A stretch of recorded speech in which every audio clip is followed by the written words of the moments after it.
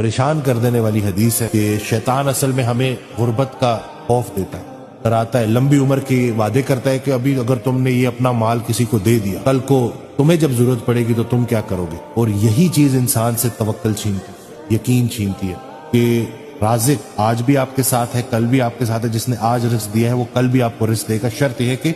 دل کے ساتھ، خوش دلی کے ساتھ، شوق کے ساتھ خرچ کرو اللہ کی راہ۔ اسی لیے جتنے بھی جو اولیاء اللہ ہے نا وہ مال سے ڈراتے ہیں۔ اکثر لوگ کامنٹ کرتے ہیں، کہتے ہیں کہ جی مال تو بڑی اچھی چیز ہے، جی جب تک خرچ کی طاقت ہے،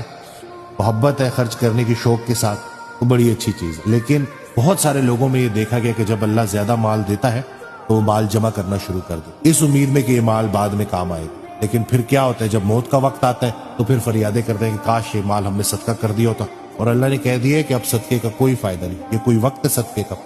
یعنی کہ اللہ تو یہی چیک کرنا چاہ رہا ہے، غریبی میں بھی آزماتا ہے، امیری میں بھی آزماتا ہے۔